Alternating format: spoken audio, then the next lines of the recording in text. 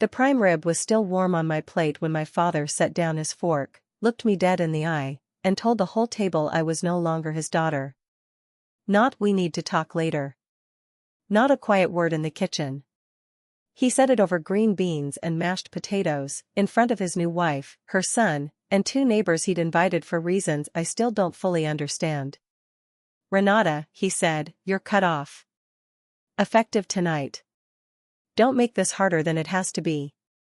I set down my own fork very carefully, the way you set down something you don't want to shatter. I didn't cry. I didn't argue. I said, "Understood," folded my napkin, and drove home in silence with the radio off. 12 hours later, at 5:50 in the morning, my phone buzzed on the nightstand. A voicemail from my father, recorded so early he must have been rehearsing it in his head half the night. 4 sentences. Cold as the November frost on my windshield. The last one was, "Don't come back, Renata. We're done." What none of them understood while they were composing that little speech is that they were about to lose access to the one thing that was quietly holding their entire lives together. I want to tell you exactly how those 12 hours unfolded, because it isn't a story about revenge. It's a story about what happens when the person you push out the door happens to be holding all the keys. I'm Renata Cole. I'm 34.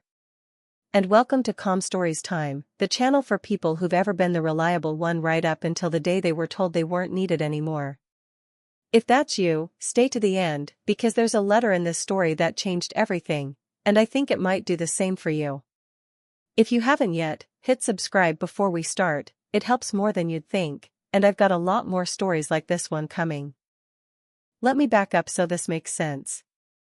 I live in Millbrook Falls, a town of about 6,000 people tucked into Apple Country 2 hours north of the city. I run a small accounting and estate consulting office on Chestnut Street, the kind of place where half my clients pay in cash and the other half pay in tomatoes from their garden. I do the books for the co-op grocery, the taxes for 3 of the churches, and I've untangled more family messes over kitchen tables than I can count. People bring me their worst numbers, the ones that keep them up at night, and I sit with them until the columns finally agree with each other. I learned that skill the hard way, the same way most people learn the things that end up defining them. My mother, Diane, ran the family orchard for almost 30 years, 120 acres of apple and pear trees that her own father had planted, row by row, the same year he came back from Korea. When she got sick the first time, I was 22 and fresh out of community college with an accounting certificate and no idea what I was about to become. I drove her to treatment 3 times a week, and somewhere between the waiting rooms and the pharmacy counters, she started teaching me the business. Not the pruning and the grafting, my father handled that, but the ledgers, the land trust, the water rights, the decades of paperwork that made an orchard instead of just a pretty piece of dirt. When the cancer came back the second time, she did something that surprised everyone except maybe me. She sat me down at the kitchen table with the trust attorney and named me sole trustee of the Cole Family Land Trust, not my father. Me. The trust held the orchard, the equipment, the water rights, and the modest investment account that kept the whole operation solvent through the bad years. My father's name wasn't on it. Just mine. I asked her why, and she gave me an answer that didn't fully make sense to me until much later. "Because you're the one who reads things twice," she said. "And because your father loves easily and trusts easier. That's a beautiful thing in a husband. It's a dangerous thing in the person holding the deed." I thought she was just tired that day, worn thin by chemo and prone to saying things that sounded more ominous than she meant.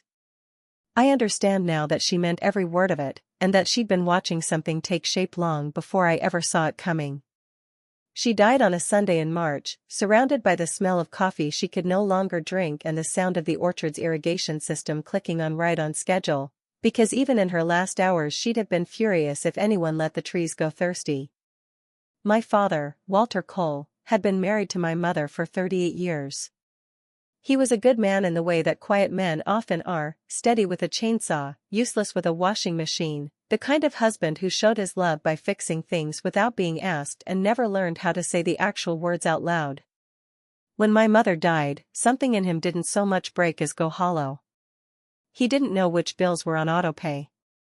He didn't know that the propane tank needed to be checked every October. He forgot, more than once, to eat. For almost a year, I drove out to the farmhouse most evenings after I closed my office, the same way my mother used to make her rounds through the orchard rows. I paid his bills.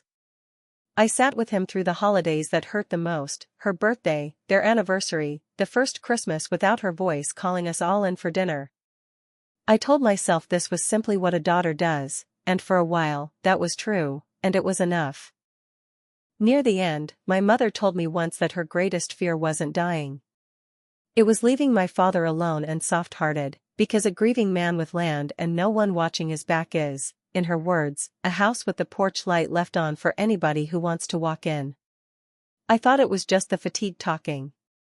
She wasn't rambling. She'd have called it foresight. He met Denise Holloway at a grief support group 11 months after the funeral, and they married 9 months after that, fast enough that some of the sympathy casseroles from the funeral were probably still in his freezer at the wedding. Denise was 52, warm on the surface in the particular way of people who are always quietly reading a room, and she had a grown son, Colton, who moved into my old bedroom 4 months into the marriage, motorcycle parts and all. I tried, genuinely, to be glad for my father. A lonely man had found someone to sit across the table from again, and that should have been a gift. But something shifted that first winter, something I couldn't name at first. He started saying things, lightly, almost like jokes, about how the orchard belonged to me on paper and to him only in memory. "Guess I'm just renting a room on my own land," he'd say, and laugh in a way that didn't reach his eyes. Denise never argued when he said it. She just nodded slowly, the way you nod at a fire you're quietly feeding. By early spring, Denise had found a house. A 4-bedroom colonial on Larkspur Lane in town, listed at $260,000, with a wraparound porch she said reminded her of her childhood home in Ohio. To make the numbers work, they needed to sell off the west parcel of the orchard, 18 acres along the creek that had never been part of the working farmland, but was still, legally and completely, trust property. It wasn't theirs to sell. It belonged to the trust, which meant it answered to my mother's written wishes, and I was the one who'd sworn to honor them. I didn't want to fight, so I tried to build a bridge instead of a wall. I offered $40,000 of my own savings toward the down payment, a gift, freely given, just to make the math work without touching a single tree along the creek. I told them I'd seriously consider a partial sale of that parcel down the line, but only the right way, a certified appraisal, formal notice to my father as the other named beneficiary, and a proper sit-down with the trust attorney. That's not obstruction. That's how you keep a family out of court later. I even called Marguerite Salas, the attorney who'd drafted the trust with my mother, and asked her to begin the paperwork correctly. Denise heard yes. What she actually heard was eventually, and eventually was not a word she had any patience for. It came to a head on a Tuesday night, over the prime rib dinner I told you about at the start. And I want to walk you through exactly how it happened, because the specifics matter. This wasn't a shouting match. It was calculated, and it was quiet, and that's what made it so hard to see coming. Denise had invited the Hendersons from next door, which I understand now was deliberate. An audience makes people behave, or so she thought. She'd also invited Colton, who spent most of dinner on his phone, and my father, who seemed unusually quiet, working his jaw the way he did when he was chewing on something he didn't want to say. Halfway through the meal, Denise set a familiar stack of papers beside my plate. The sale agreement for the 18 acres, closing date already filled in, signature line waiting. "We just need this signed tonight, honey," she said, sliding it closer with one manicured finger. "The Larkspur house closes in 3 weeks. We can't keep waiting on lawyers and appraisers." I kept my voice level. "I can't sign this. There's a process for trust property. An appraisal, formal notice, a meeting with counsel present. It protects Dad as much as it protects the land." My father set his own fork down then, harder than he needed to. "There it is," he said, not quite looking at me. "Every single time. Your mother's rules. Your mother's paperwork. You know what I think, Renata? I think you like being the one in charge. I think you like watching me ask. The table went quiet enough that I could hear the Henderson's fork stop midair. I told him that wasn't fair, that I was doing exactly what the trust required and nothing more. And that's when he said it. Flat, deliberate, loud enough for the whole table and both neighbors to hear. You're cut off, Renata. Effective tonight. I'm done being told no by my own daughter in my own house. Don't make this harder than it has to be. I looked at Denise.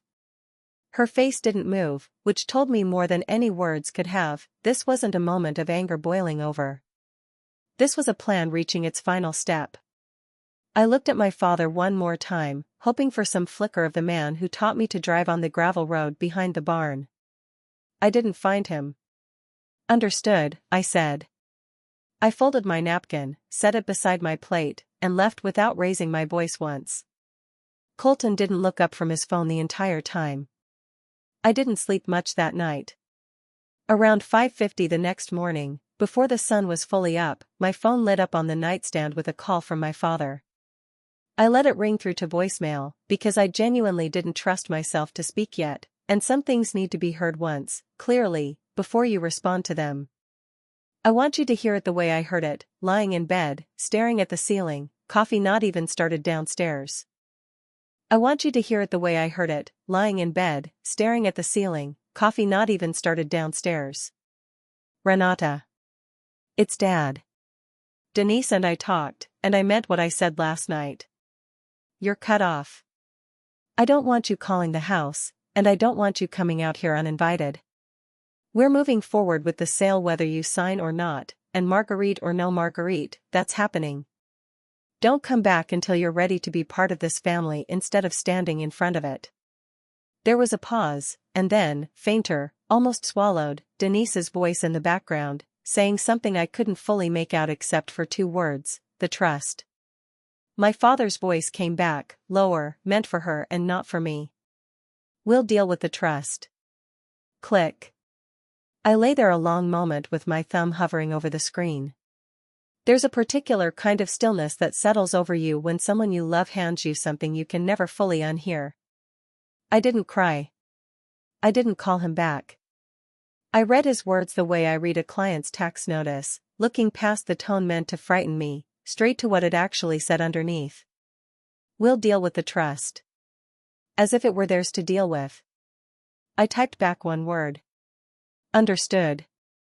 I read it once before I hit send, and I want to be honest with you, it wasn't surrender. People hear a word like that and assume it means giving up. Mine meant the opposite. It meant I was finished spending my own life holding up people who had just told me, on a recording I would keep forever, that I wasn't welcome in it. For nearly 2 years I had bent so this family wouldn't break. That morning, they broke it themselves, before the coffee had even finished brewing. So I stopped holding. And the first thing a person does when she finally sets down something that heavy is take stock of exactly what she was carrying. I happened to be carrying more than any of them had bothered to remember. Here's what I did before I even opened my office, and every bit of it was entirely mine to do. First, the $40,000. That was my own money, sitting in my own savings account, offered as a gift toward a house I was no longer welcome in and certainly no longer wanted to fund. The deal hadn't closed yet. A gift you haven't handed over is still yours. I emailed the real estate attorney handling the Larkspur purchase one clean sentence. Please be advised that I am formally withdrawing my offered contribution toward this purchase, effective immediately. Then I called my bank to confirm not a single dollar had moved. It hadn't. Second, the trust. As trustee, I was not going to be pressured into approving a sale of that 18-acre parcel under a closing deadline I had never agreed to. So instead of rushing, I did the opposite. I formally logged the appraisal request that morning, timestamped it, and sent written confirmation to Marguerite's office that no sale would be authorized until the process was complete. That's not a punishment. That's a trustee doing the actual job my mother had asked of me, slow, careful, exactly the way the law and the document required. But to people counting on speed, slow lands like a door slamming shut. Third, I called Marguerite Salas directly and asked her to formally note, in writing, that any further pressure to bypass the trust process would be treated as exactly what it was, an attempt to override a legal instrument for personal convenience. I want to be honest about how it felt, because it wasn't triumphant. It was quiet, and a little cold, like the first hard frost that finishes off a plant that was already struggling to survive the season. I closed my laptop, unlocked my office, flipped the sign to open, and made the coffee I'd let go cold in the pot from the night before. I had a client's quarterly filing due by 2 o'clock, and life, unlike family, keeps its appointments whether or not your heart is in one piece. I'd put my phone on silent to get through a client meeting. When I finally checked it around noon, the screen looked like a slot machine that had stopped on very bad news. 39 missed calls. 22 from my father. 11 from Denise. 4 from a number I didn't recognize, which turned out to belong to the closing attorney on the Larkspur house. And 1 text, sent at 10:14 that morning, from my father's old golf buddy, Harlan Beck, who happened to have a law license and had apparently drawn up the original sale agreement. The text read, "Renata, we have a serious problem here. Call me before you do anything else." I read it standing at my own counter with a client's W-2 still in my hand. A serious problem. He wasn't entirely wrong. He just had the ownership of it backward. A man who tells his daughter not to come back 12 hours before he desperately needs her $40,000 and her signature, that man has a serious problem. It simply isn't the problem he thinks it is, and it was no longer mine to solve. I finished my client's filing. I double-checked her withholding numbers and clipped the copies together. I walked her to the door and told her to tell her husband happy early birthday. Then I poured a second cup of coffee, looked at Harlan's text one more time, and felt something I hadn't felt in almost 2 years. I felt like I could finally breathe all the way to the bottom of my lungs. 39 calls in about 6 hours. They had discovered, all at once, exactly how much of their plan had been resting on a woman they'd thrown out the night before over prime rib. I scrolled through the call log once, top to bottom, the way I scan a spreadsheet column for the single entry throwing off the whole total. There it was, panic, laid out in timestamps, which is the only language I've ever fully trusted. I didn't call Harlan back. I wasn't going to do a single thing on his timeline. I was going to do exactly one thing first, and it wasn't going to be what any of them expected. The one thing I did was drive straight to Marguerite Salas's office, not Harlan's. Harlan was my father's man, paid by my father, working for my father's interests, and there is nothing wrong with that on its own, except that small towns have a habit of forgetting whose lawyer is actually whose. Marguerite had drafted my mother's trust years earlier in the back room of her converted farmhouse office, with my mother signing in blue ink and joking about how official the whole thing felt for a document about apple trees. Marguerite was 63, sharp as a blade, and had absolutely no patience for nonsense dressed up as urgency. I laid it all out for her, the dinner, the voicemail, the 40,000 I'd pulled back, the appraisal I'd already logged. She listened without interrupting once, which is rarer in a lawyer than you'd think. When I finished, she folded her hands on the desk. "Let me tell you exactly where you stand," she said. "The money was yours. You can give a gift or withhold it right up until it leaves your account, and no one, not your father, not Denise, not a judge, can force your hand on that. As for the trust, you're not just permitted to decline a rushed sale, you're required to. That's the entire point of the appraisal clause your mother insisted on. No court is going to second-guess you for following the document as written." Then something crossed her face, not worry exactly, more like a memory surfacing. "There's something else," she said. "Your mother left a sealed letter with this office when she signed the trust. Her instructions were clear: release it to you only if a genuine dispute ever arose over the land." She looked at me over her glasses. "I'd say we're there." My mouth went dry. "What's in it?" "I never opened it," she said. "It's addressed to you," in her handwriting. She slid a plain white envelope across the desk. I didn't pick it up right away. I'll come back to that letter, because I didn't open it that afternoon, and you'll understand exactly why the timing mattered once you hear what it said. Denise showed up at my office 3 days later, at lunchtime, when she knew the waiting room would be full. The bell over my door jingled, and there she was in a coat far too nice for a Tuesday, already talking before she'd fully crossed the threshold. "Well, here she is," she announced to the room. "The daughter who's willing to bankrupt her own father over a strip of dirt by a creek." Two of my clients were sitting right there, the co-op manager and a retired schoolteacher who'd known my mother for 30 years. Every one of them stopped pretending not to listen. "Hi, Denise," I said. "Can I help you with something specific?" "You can sign the papers, is what you can do." She planted herself in the middle of my small waiting area. "You're tearing this family apart. Your mother would be humiliated by you right now." There it was, the line she clearly liked best, the one designed to find the softest part of me and press down. I came around the counter and held the door open for her instead of raising my voice. "I have clients waiting," I said. "If you'd like to talk, Marguerite can schedule a meeting with counsel present for everyone." Her face flushed blotchy red. She swept out, and the bell jingled behind her as if nothing at all had happened. I turned back to my waiting room. The retired schoolteacher, who had buried 2 husbands and feared absolutely nothing, looked at me and said, "Your mother would not be ashamed of you, baby. She'd be proud." Small towns talk, and I let them. By the following week, half the town had heard Denise's version of events. The other half had heard the schoolteacher's. My father's calls changed shape after that. He stopped demanding and started grieving at me instead, which is a far harder thing to hold a boundary against. He left a voicemail one night, his voice cracking somewhere in the middle of it. "You're breaking this family, Renata. Your mother would be ashamed. We raised you to have more loyalty than this." I sat on my kitchen floor with my back against the cabinets and listened to it twice. I won't pretend it didn't land. There's no boundary so well built that your father invoking your dead mother's shame doesn't find a crack and press through it. I wanted to call him back and fix it, the way I had fixed every broken thing in this family since I was 22. But I'd learned something running other people's ledgers for over a decade: when your hands are shaking, you don't work from memory. You go back to the source document.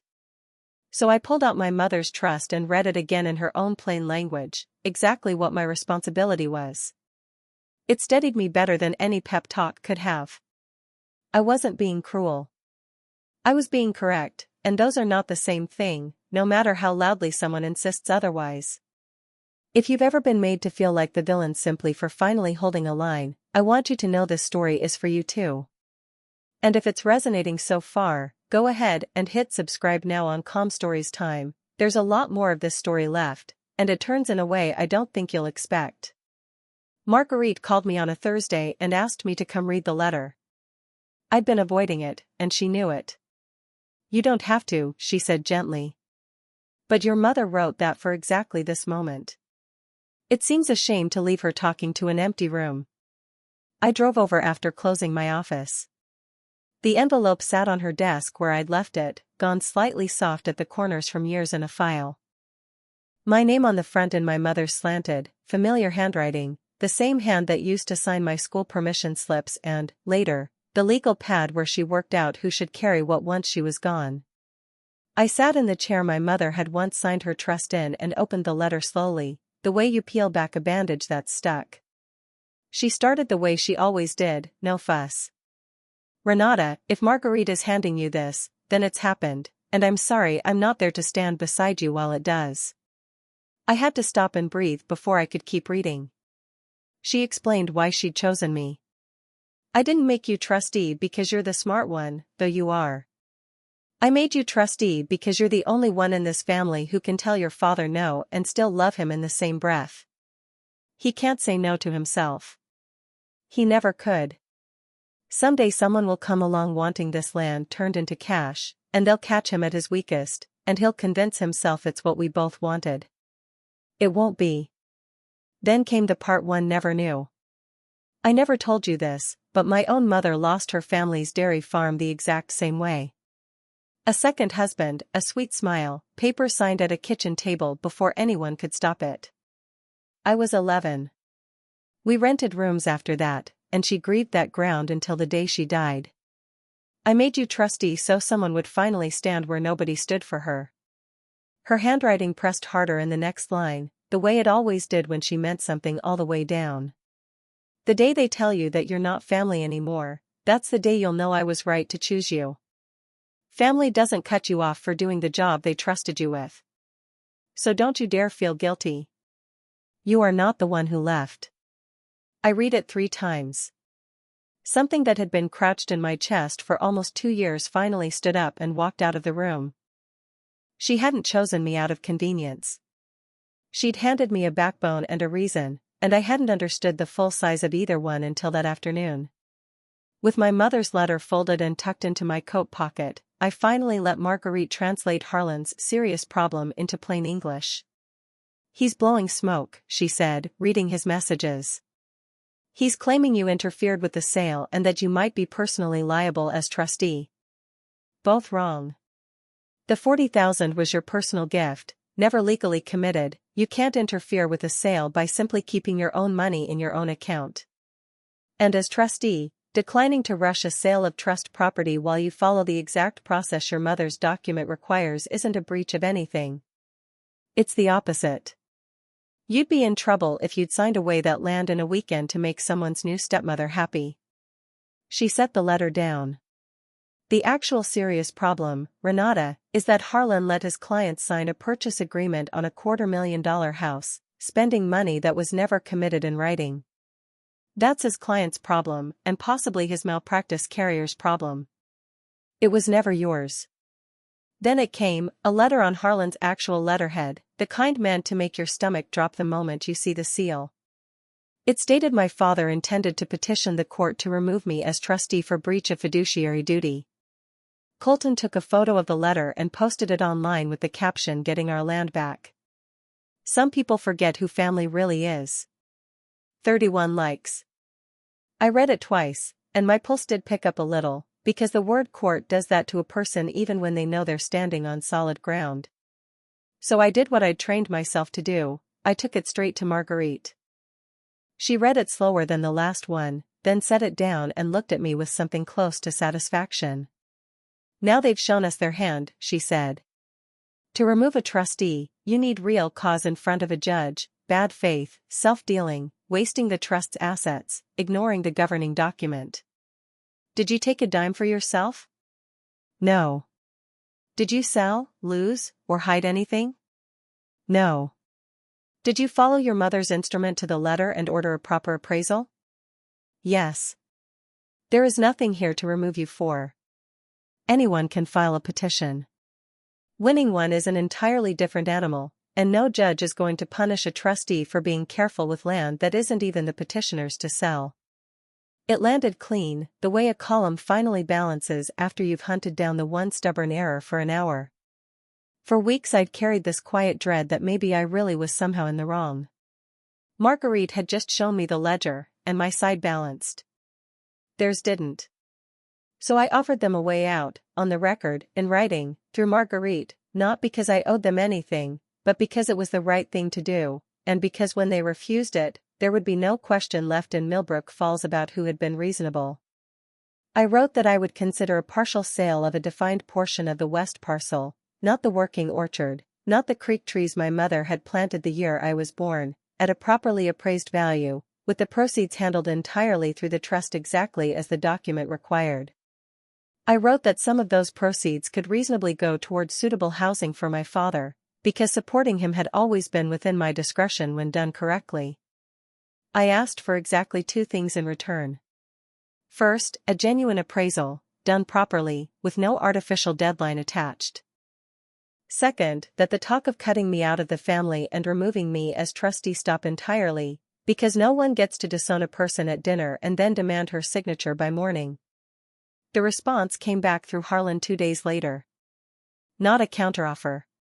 Not a request to talk. Just a flat no, because Denise, according to Harlan's letter, would not accept conditions dictated by Renata. Conditions. I had offered to fund my father's housing and guarantee a fair appraisal. The only condition they truly couldn't stomach was being asked to stop calling me family in one breath and disowning me in the next. That told me everything I needed to know. This had never really been about the land or even the money. It was about whether I would kneel. I read the refusal twice, and instead of the dread I'd carried for weeks, I felt something closer to clarity. I knew, for certain, that I had done right by everyone involved, including the people trying to hurt me, and they had said no to it in writing. Harlan called the meeting himself, 3 days before the closing date he was about to blow entirely, framing it as a chance to settle this before it gets out of hand.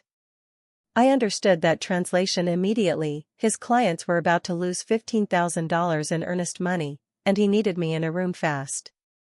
He scheduled it at his own office, on his own turf, on a Thursday morning. I think he pictured me walking in frightened and alone, ready to sign whatever it took to make the pressure stop. I told Marguerite yes, and I told her I wanted her beside me, and I wanted us there 5 minutes early with the file already in perfect order. His conference room had a long table trying much too hard to look important, and when Marguerite and I walked in, the room was fuller than I'd expected. Harlan had stacked it. My father sat at the far end, smaller than I remembered him being. Denise sat beside him in a bright red blazer, chin lifted. Colton leaned against the wall, arms crossed, clearly there for the show. And 2 people I hadn't anticipated, a young loan officer in a gray suit, and the seller's real estate agent with a leather portfolio. Harlan had brought witnesses to intimidate me. What he'd actually done was guarantee that whatever got said in that room would be said in front of people with no reason to lie about it later. Harlan opened with a rehearsed little speech about how I'd created quite a situation, how I'd withdrawn a committed contribution at the last minute and exposed the family to real financial harm. He slid the sale agreement toward me, signature line still empty, and told me we could resolve everything today if I'd simply authorize the sale and reinstate my contribution, or face a petition to remove me as trustee. "That's not a fight you want, Renata," he said. I opened my own folder, calm and unhurried. I laid out the trust document, the appraisal I'd already logged, my written withdrawal of the $40,000, timestamped before the closing was ever finalized on paper. "You can't interfere with a sale by keeping your own money in your own account," I said. "And I haven't refused to sell. I've refused to skip the steps my mother's trust requires." Marguerite added, quietly, that there was no legal cause for removal whatsoever, and that filing on nothing would only cost them more. Denise stood so fast her chair barked against the floor. "This is our family now," she said, voice shaking, hand slapping the table. "Your mother is dead, Renata. She's dead, and you are not going to ruin this over dirt by a creek." I didn't stand. I didn't raise my voice. "You're right," I said. "My mother is gone. I know, I was there for every single day of it. That's exactly why her trust answers to me, and not to you. She wrote it that way on purpose, while she was still alive, because she knew a day like this was coming." Then I turned to my father, and I let my voice go as low and steady as a hand on a shoulder. "You cut me off at your own dinner table," I said. "You left me a voicemail 12 hours later telling me not to come back. So I didn't. You can't put your daughter out in the morning and expect to still own her by lunchtime." He had no answer. "There isn't one." I gave them the way out one final time, on the record, in front of every witness Harlan had so helpfully gathered for me. I slid my written offer to the center of the table, the same one they'd already rejected once. Full funding for my father's housing through a proper, appraised partial sale, the working orchard and the creek trees left untouched, and the talk of me not being family stopped, effective immediately. "That's fair," I said. "It's probably more than a judge would give you. Take it, and we all walk out of here lighter." The room waited. The loan officer actually leaned forward. For one breath, I thought my father might reach for the pen. Then Denise, unable to let me be the reasonable one in front of an audience, said tightly, "We're not taking conditions from her." My father, given one more chance to choose his daughter over his pride, looked down at the table and said nothing at all, which was its own kind of choice. The deal was dead. The Larkspur house went to the backup buyers by that Friday. The $15,000 in earnest money was gone for good. Harlan closed his folder, suddenly just a stack of very expensive paper, and I understood that if they filed to remove me now, they'd be filing on absolutely nothing, with a room full of neutral witnesses who could confirm exactly that. I gathered my file, squared it neatly on the table, and stood. I didn't gloat. I didn't say a word about winning, because I hadn't come there to win. At the door, I turned once and looked at the people who had told me I wasn't family anymore, and I gave them the same word I'd given them at 5:50 that first morning, the word they'd once assumed meant I was beaten. Understood, I said, and I left. Here's how it shook out: in the plain numbers I trust far more than feelings. The Larkspur house deal collapsed entirely. My father and Denise lost the $15,000 in earnest money and received a bill from the seller's attorney on top of it. Harlan quietly talked them out of the petition to remove me once he'd had a few days to think it through, because there was no cause to put in it, and he knew that better than anyone in that conference room. The 120 acres, the working orchard, the creek trees my mother planted the year I was born, all of it, is still whole, still held in the trust, still doing exactly what she intended it to do. My father still lives in the farmhouse. The trust provides for him, and I never once withheld that support, because being fair to him was always part of the job, even on the morning he forgot to be fair to me. Denise and Colton moved out by early autumn. I heard the marriage didn't survive the winter without the house on Larkspur Lane to hold it together. Some people, it turns out, only stay for the porch. The retired schoolteacher still stops by my office with pie I don't need and stories I always do. The town came back around, mostly, the way small towns tend to once the truth has had a season to settle into people's minds.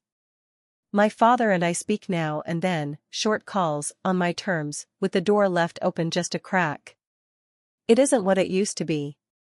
It may never be. But I sleep through the night, my books balance, and the land my mother trusted me to protect will be there for whoever needs it next. If there's one thing I want you to take from this story, it's that when someone mistakes your calm for weakness, you don't have to raise your voice to correct them. Calm is simply what strength looks like once it's already made its decision. That's my story. One dinner, one voicemail, 12 hours, and a piece of land my mother trusted me to keep whole.